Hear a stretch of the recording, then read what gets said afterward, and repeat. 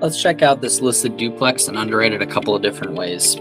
So this duplex is listed for $135 and has a 2-1 unit rented for $550 and a 1-bed rented for $500. Exterior looks pretty good. Interior definitely looks a little bit dated here. Let's call it $25,000 in cosmetic renovations to achieve our pro forma rents. 1 bed's in the area renovated, and we're going to be around that $700 mark. And on the 2-bed side, we're going to be right at $950. Got everything plugged into the calculator here, and we will first run it as just a value add rental, as if we were bringing the $25,000 in renovation costs, personally, and self-funding those with equity. So we've got our $550 and $500 plugged in for the current, and our pro forma $950 and $700. And as you see here, I'll touch on this in a minute, why we've got a $160 sales price, even though it's $135. But we'll go through this real quick. Taxes and insurance plugged in, lawn care, utilities are separate. Management 10%, vacancy 5%, maintenance 10%, and running this at a 6.5, 30-year term. Obviously, that's a big variable right now with rates constantly moving. So essentially, if we're buying the property for $135,000, we're looking at a down payment of 25%. That equals $33,750. Now, if we're self-funding the rehab of $25,000, we need to add that in, which brings your total cash needed to $58,750 plus closing costs, of course. So our total all-in cost of the purchase and the rehab is $135,000 plus the $25,000 in equity-funded rehab. And so that's where we're getting the 160. The reason that we're running it like that is so the calculator can accurately, give you a return on your investment. And so if it doesn't know what your total cash invested is, if you didn't calculate in the 25,000 to this, this return may look a lot better than it really is. The second thing that we do is we take that 58,750, which is again the total cash needed, and divide that by your total all-in price of 160, which was just the purchase price plus the rehab. And so that's the 160 dividing out the 58,750 equals 36.7%, which is our down payment. And so as you can see here, the loan amount stays at the 101,280, which is where you want it to be. That's accurate to 75% of the purchase price of 135.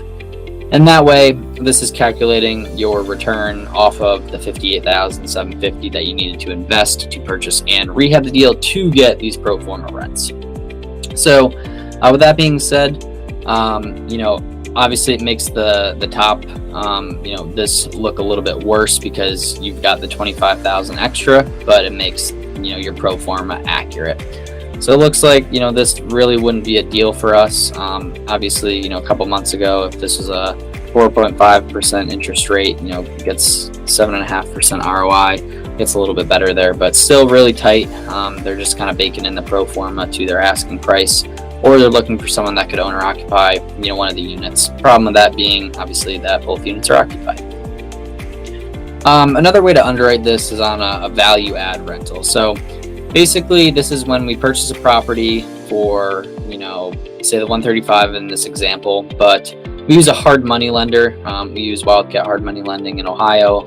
Just have a really good relationship with them, so that's kind of where these costs and fees are coming from. But kind of our plan, and something that we've definitely done before, rates really started to rise, was purchase a property, renovate it, refinance into a 30-year note, and pay back the hard money. And ideally, you can do this in as little as 3 months. We've found most lenders will go up to the 75% loan to value outside of a 3-month seasoning period from initial purchase. So got the 135 plugged in along with the 25,000 in rehab costs. In this case, we're going to have some holding costs, $8,000 over the 3 months between the 2 points and the interest only payments monthly for the 3 months. We're also going to have some costs on the back end to refinance, and that's something that using commercial lenders are quite a bit more expensive when it comes to fees, buy downs, and just overall broker points. So basically what this is doing is taking a property, forcing the value to be increased. And so we've got a 200,000 ARV here, which is definitely a little bit aggressive for this specific property.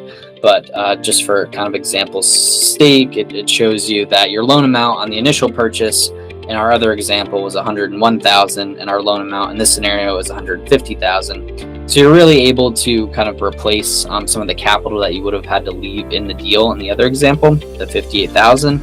And in this case, you'll obviously see it's quite a bit less. So we've got everything plugged in here, and going back up to the top, you can see that even doing a refinance at a 6.5% rate and your down payment into the 182, which is your all-in with lender fees, yeah, you're building a little bit of equity because you're buying a property. Let's say it is worth 200,000 in this example. You've got 18,000 equity built in from market value. You're only putting 18% down, but ultimately, rate's going to kill this one. It doesn't cash flow. If we do bring this back down to the 4.5, 3% return. I don't know anyone that's going to buy a value add deal with the risks associated to make 3% on their money. So just a way to keep in mind that you can underwrite deals both ways. Obviously, a low interest rate environment does become a little bit more attractive to approach an opportunity and refinance from a hard money lender short-term loan into a longer term loan. And hopefully this kind of breaks down different ways to look at the same thing.